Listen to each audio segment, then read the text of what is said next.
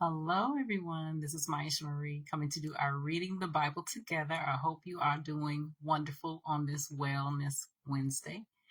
And apparently, I missed yesterday. Me these days. But I love your forgiving hearts. So we are going to be reading Deuteronomy Chapter 16 and Chapter 17 from the New Living Translation. And we are going to get started. In honor of the Lord your God, celebrate the Passover each year in the early spring in the month of Abib.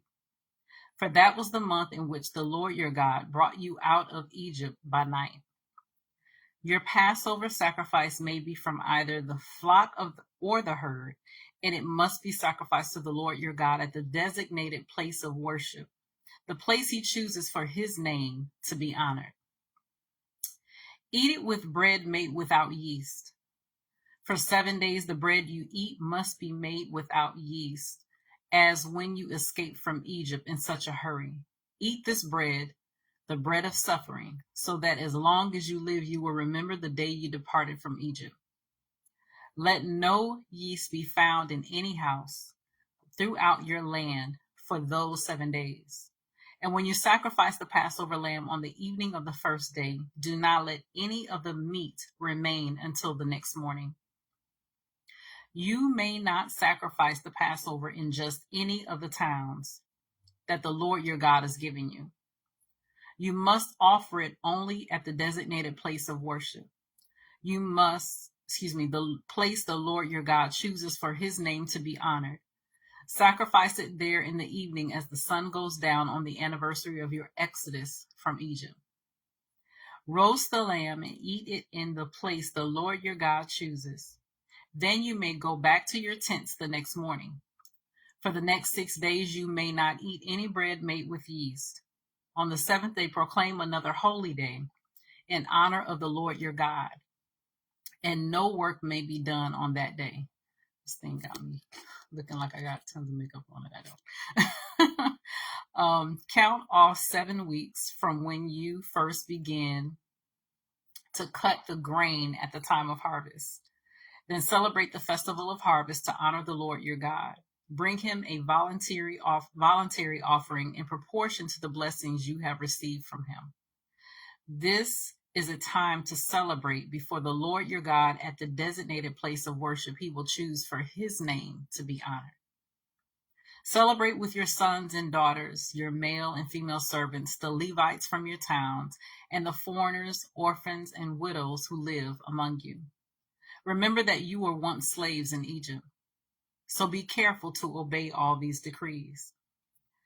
You must observe the festival of shelters for 7 days at the end of the harvest season, after the grain has been threshed and the grapes have been pressed. This festival will be a happy time of celebrating with your sons and daughters, your male and female servants, and the Levites, foreigners, orphans, and widows from your towns.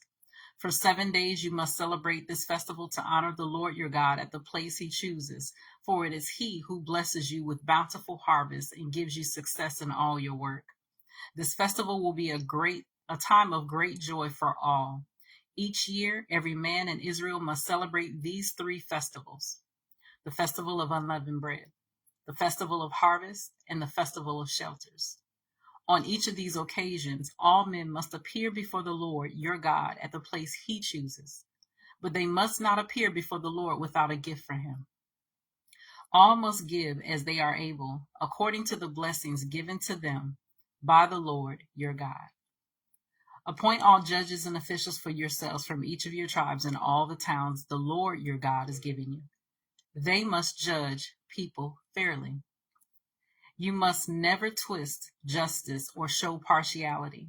Never accept a bribe, for bribes blind the eyes of the wise and corrupt the decisions of the godly. Let true justice prevail, so you may live and occupy the land that the Lord your God is giving you. You must never set up a wooden Asherah pole beside the altar you build for the Lord your God, and never set up sacred pillars for worship, for the Lord your God hates them. So Deuteronomy chapter 17. Never sacrifice sick or defective cattle, sheep, or goats to the Lord your God, for he detests such gifts. When you begin living in the towns the Lord your God is giving you, a man or woman among you might do evil in the sight of the Lord your God and violate the covenant. For instance, they might serve other gods or worship the sun, the moon, or any of the stars, the forces of heaven, which I have strictly forbidden. When you hear about it, investigate the matter thoroughly. If it is true that this detestable thing has been done in Israel, then the man or woman who has committed such an evil act must be taken to the gates of the town and stoned to death. But never put a person to death on the testimony of only one witness. There must always be 2 or 3 witnesses. The witnesses must throw the first stones, and then all the people may join in. In this way, you will purge the evil from among you. Suppose a case arises in a local court that is too hard for you to decide. For instance, whether someone is guilty of murder or only of manslaughter, or a difficult lawsuit, or a case involving different kinds of assault. Take such legal cases to the place the Lord your God will choose, and present them to the Levitical priest or the judge on duty at that time. They will hear the case and declare the verdict. You must carry out the verdict they announce and the sentence they prescribe at the place the Lord chooses. You must do exactly what they say. After they have interpreted the law and declared their verdict, the sentence they impose must be fully executed. Do not modify it in any way. Anyone arrogant enough to reject the verdict of the judge or of the priest who represents the Lord your God must die. In this way you will purge the evil from Israel. Then everyone else will hear about it and be afraid to act so arrogantly. You are about to enter the land your God is giving you. When you take it over and settle there, you may think, we should select a king to rule over us like the other nations around us. If this happens, be sure to select as king the man the Lord your God chooses. You must appoint a fellow Israelite. He may not be a foreigner. The king must not build up a large stable of horses for himself or send his people to Egypt to buy horses, for the Lord has told you, you must never return to Egypt.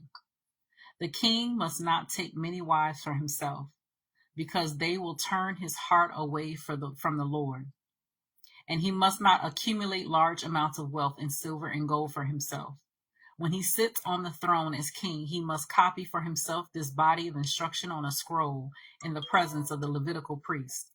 He must always keep that copy with him and read it daily as long as he lives. That way, he will learn to fear the Lord his God by obeying all the terms of these instructions and decrees. This regular reading will prevent him from becoming proud and acting as if he is above his fellow citizens. It will also prevent him from turning away from these commands in the smallest way, and it will ensure that he and his descendants will reign for many generations in Israel. So that's the reading of the word today. We read Deuteronomy chapter 16 and verse in chapter 17 from the New Living Translation. Continue to search the scriptures daily to see what is true. Allow Holy Spirit to illuminate the word into your heart, enlighten you through the heart and mind and soul, bringing knowledge, understanding, and wisdom, and most of all, revelation of who God is, his true nature, his character, and how much he truly, truly loves you. You guys take care. God bless, and we'll see each other next time.